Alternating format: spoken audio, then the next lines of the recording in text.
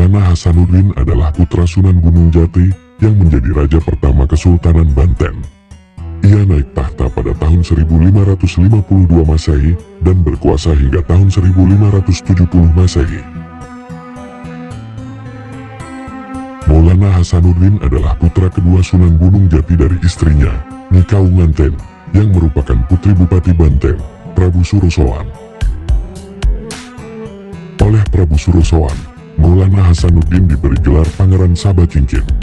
Selama 18 tahun pemerintahannya, Kesultanan Banten berhasil menguasai Lampung yang banyak menghasilkan rempah-rempah.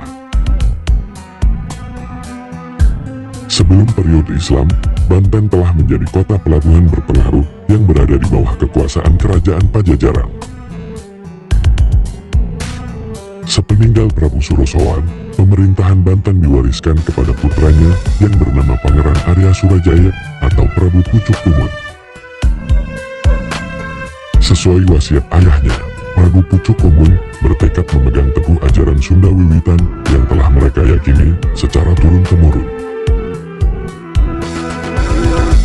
Hal inilah yang membuat hubungannya dengan keponakannya, Maulana Hasanuddin, menjadi kurang baik. Sebab, Maulana Hasanuddin berupaya menyebarkan agama Islam di Banten. Untuk menyelesaikan masalah, keduanya sepakat untuk melakukan pertarungan ayam sebagai ganti berperang fisik. Pertarungan ayam tersebut dimenangkan Maulana Hasanuddin, sedangkan Prabu Pucuk Kumun yang kalah memilih untuk meninggalkan Banten. Sebelum pergi, Prabu Pucuk Kumun menyerahkan golok dan tombak sebagai tanda bahwa kekuasaan Banten resmi jatuh ke tangan Maulana Hasanuddin.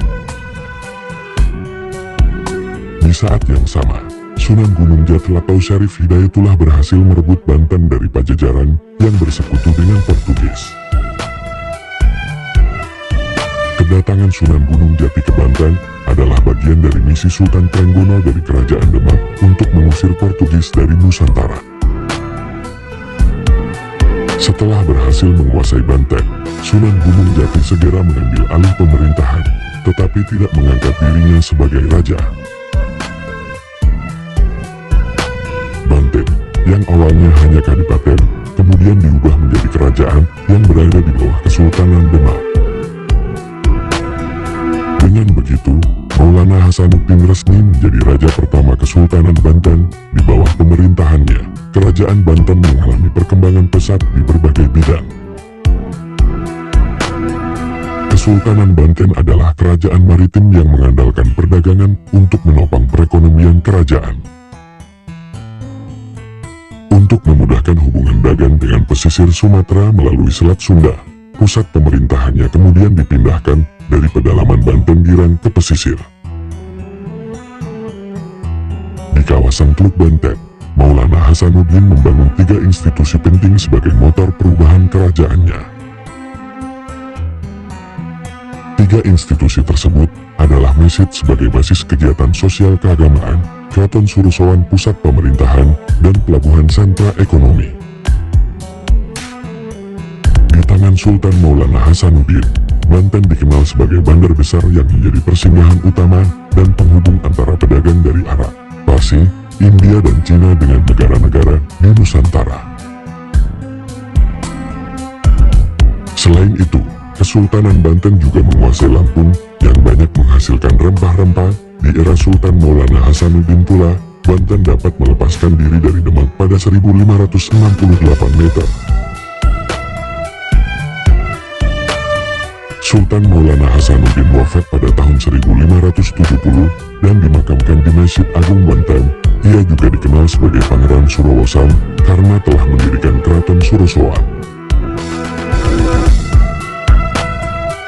Sejak sebelum dinobatkan sebagai raja pertama Kesultanan Banten, Maulana Hasanuddin telah aktif menyebarkan ajaran Islam di wilayah tersebut.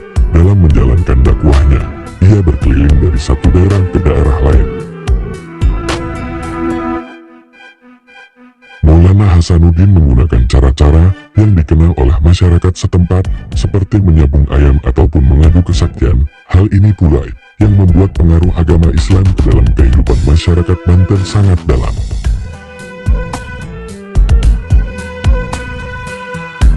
Hingga akhir hayatnya, Maulana Hasanuddin terus berusaha mengislamkan orang-orang kafir di Banten. Atas jasanya itu, Banten menjadi salah satu pusat penyebaran Islam di Nusantara pada masa perkembangannya. Bahkan banyak orang-orang dari luar Banten yang sengaja datang untuk belajar ilmu agama Islam.